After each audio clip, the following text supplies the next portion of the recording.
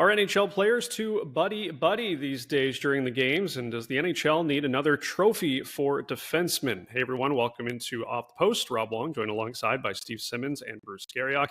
And guys, we've recently seen some videos go viral of a mic'd-up Florida Panther Sam Reinhart showing love for his minor hockey teammate Alex Kerfoot. We also saw Philadelphia's Joel Farabee call Maple Leaf Connor Dewar a, quote, really good guy during an intermission interview just minutes after they exchanged punches. I don't think anyone is saying players can't be friends or friendly off the ice, but Steve, do we wish there was a little bit more animosity during these games?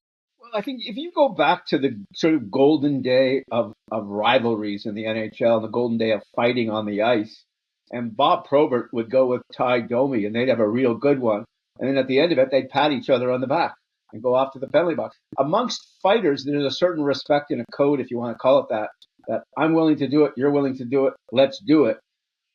When it's the sort of lightweighter guys, then I think to myself, well, why are we bothering to watch Connor Dewar fight or anyone of his ilk fight?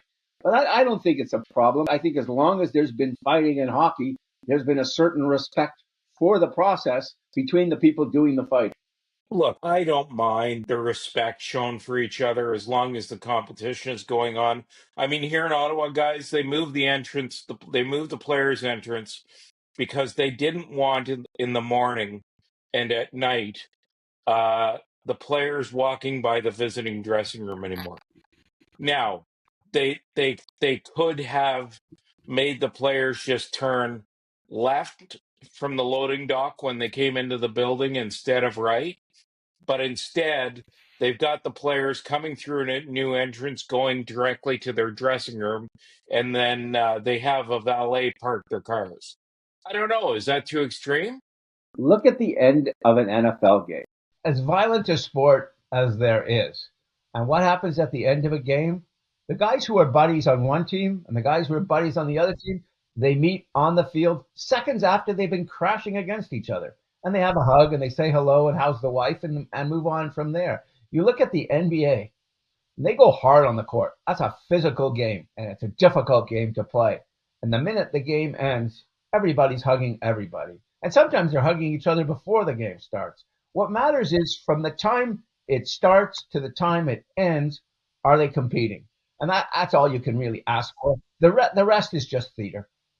Yeah, I mean, I guess, we used to have the saying when we did a pre-game show here in Ottawa on the radio, let's not dump on the question maker. Okay? So we never say that's a stupid question. So I'm not going to say that's a stupid question. But I don't know. Here's the thing I find, Rob, I'll save that for the next question. I guess my thing is, Rob, I think sometimes we look for things to get upset about, and I just can't find this very upsetting. No, look, I agree with you guys, and I think, and I'm not questioning the question maker. No, and that's totally fair. And I think come playoff time, we're going to see that animosity, right. and we generally do anyway. So it's yeah, definitely. I'm with Steve on as long as I see competition from the start of the game to the end, I'm okay. All right. There's been some discussion as well about how some defensemen seem to be up for the Norris Trophy every year, and it's generally the top offensive blue liners, which unfortunately Bruce doesn't give a chance for some of the top defensive defensemen to win the honor. The NHL has the Selke Award for forwards. Do they need a Lidstrom Award for defense? I don't think so. I mean, I've thought about this a lot because I think Rob, we have this debate annually, don't we? And we probably have it right around this time. And I think if you start breaking it off and having a top um, offensive player, I think in the forward category it's a little different because the MVP, Steve, goes to the player who's the most valuable to his team. I think if we do our voting correctly, and you and I both, you and I both are involved in the voting, and we both spend countless hours on our ballots, and we both check them with the league executives, and we do the homework, I feel, to make sure that we're making the proper votes. I think if we add the layer of offensive defensemen to the Norris Trophy, or pardon me, Rob, in this case, a break off, a break off I don't know. I think we might be doing a disservice to the award. You tell me, Steve. First of all, I think there's too many awards in the NHL. I'd like to see them eliminate some of them rather than add any more. The second problem with this is how do you decide who's an offensive defenseman and who's a defensive defenseman? And I'll use Quinn Hughes as an example, who might be just about the best defenseman in hockey right now. Now, is he great offensively? And does that make the Canucks better defensively because he's great offensively? And isn't that part of his role to do that?